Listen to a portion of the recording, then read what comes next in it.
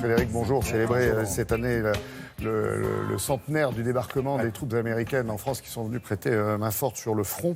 Mais il y a 101 ans, parce que la Grande Guerre, c'est souvent symbolisé par Verdun, il y a 101 ans, c'était en décembre 1916, la bataille de Verdun prenait fin, mais elle a laissé des stigmates. Incroyable, incroyable histoire que celle de ces villages qui entourent le site de Verdun, la ville de Verdun. Il y a là 9 villages qui ont été vidés de leurs habitants. En tout cas, c'était un ordre de l'État de partir avant que la bataille ne commence. Ça, on a beaucoup tâtonné parce que les Allemands s'apprêtaient à bombarder Verdun. C'était un cadeau que voulait faire le Kronprinz à son père, l'empereur Guillaume II, et ce cadeau pour son anniversaire du mois de février. Et du coup, fin février, il y a des bruits qui se font entendre. On sait qu'il y a des troupes qui se massent. Il y a énormément de canons qui viennent se placer autour de Verdun dans le but, surtout, de se saisir de grands forts comme le fort de Vaux ou le fort de Douaumont. Ouais. Alors, au pied, j'ai envie de dire, au pied de tout cela, il y a des villages avec une centaine, 200, 250, 300 habitants. Et l'ordre de l'État est venu, évacuation de toutes les maisons en 24 heures, vous partez.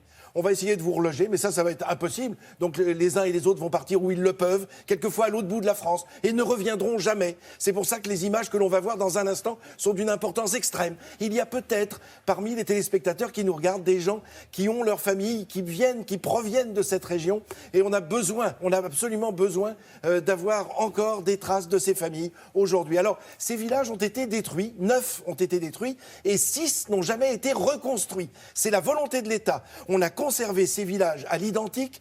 À la fin de la guerre en 1919, c'était comme mon genou, vous voyez ce que je veux dire, c'est-à-dire il n'y avait plus rien debout, pas un arbre, pas une fleur, pas une feuille debout ne pouvait se placer sur ce territoire, tellement il avait été bombardé, remué, secoué. Et alors du coup, ces 6 communes vont être appelées communes mortes pour la France. Ce sont des villages morts pour la France. Il n'y a plus d'habitants, on n'a rien reconstruit dessus, à part 2 choses, un monument aux morts et à chaque fois une petite chapelle que l'on verra dans les images. Parmi ces 6 villages, il y en a un qu'on a choisi, c'est Louvemont, Côte du Poivre. Alors, il s'appelait Louvemont en 1914, et c'est au lendemain de la guerre, en 1922, qu'il s'est appelé Louvemont, Côte du Poivre, du nom d'un site un petit peu à côté où il y a eu de lourdes batailles. Alors, ce village, qu'est-ce qui se passe dans ces villages? Vous allez me dire, s'il n'y a rien, que peut-on voir, que peut-on connaître de ces villages? Eh bien, le préfet de la Meuse nomme tous les 6 ans, comme au moment des élections municipales, un maire, un adjoint et un conseiller. Ils sont 3, c'est la commission municipale qui va gérer le territoire. Alors, pour l'entretien, mais l'entretien de tout ce qui est dégagé, parce que tout ce qui est planté dépend de l'ONF. Et puis, il faut entretenir la chapelle, il faut faire des cérémonies, évidemment. Alors, nous sommes allés tourner sur place à Louvemont, Côte du Poivre. Je vous propose de regarder ce reportage très émouvant que l'on a effectué avec Jean-Philippe Houdin et Balthazar Morvan. Regardez. Des arbres, des collines au lointain, sous un ciel qui hésite entre le gris et le bleu. C'est l'hiver. C'est là, sur ce territoire, que se trouvait le village de Louvemont. Jusqu'en 1916, les habitants vivent heureux, même si le quotidien n'est pas toujours facile. On partage les travaux des champs et on rit ensemble. C'est l'insouciance des jours qui se suivent, des mois qui s'enchaînent, des saisons qui apportent leur lot d'activités au cœur de la grande rue du village.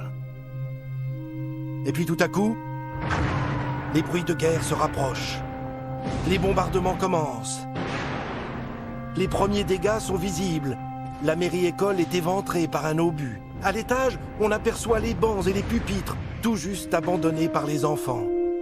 Cette fois, il ne faut plus attendre. Il faut quitter son village, partir sur les chemins et les routes, abandonner sa terre, celle de ses ancêtres. Le feu des canons va déferler, enflammer l'atmosphère, tout détruire. Voici ce qu'il reste de la grande rue. Chacune de ces pierres dressées indique l'emplacement d'une habitation ou d'un commerce. Des lambeaux de murs et un village dévasté, détruit, anéanti. Le paysage est remodelé, comme si le sol était monté d'un étage. Toutes les constructions ont été rasées. Il ne reste rien. Et puis, Louvemont se transforme en un champ de bataille. où les hommes attaquent, défendent, se battent, tentent de survivre au milieu des tranchées, unique rempart face à l'ennemi. La terre de Louvemont va ensevelir hommes et armements. La mousse cherche ici ou là à nous faire oublier le drame. Observez ce soldat devant cet abri. Aujourd'hui, seul le toit affleure, preuve de ces bouleversements qui nous ont laissé en héritage un paysage totalement lunaire.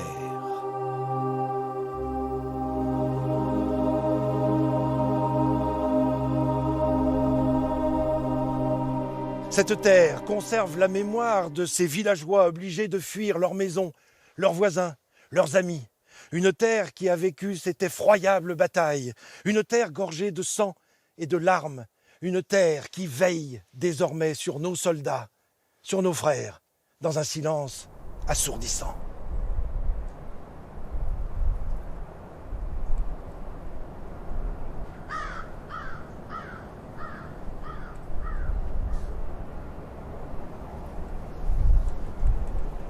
C'est 1930, on a commencé à construire ces chapelles-abris à Louvemont, village détruit. On peut s'y promener, on peut voir, on peut ressentir. Attention où on marche, parce que partout, évidemment, il y a des souvenirs.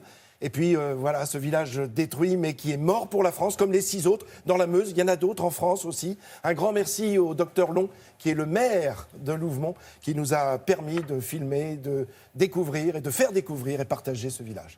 Merci à vous, Merci. Frédéric, et à votre équipe pour cette émotion et cette mémoire partagée avec tout le monde.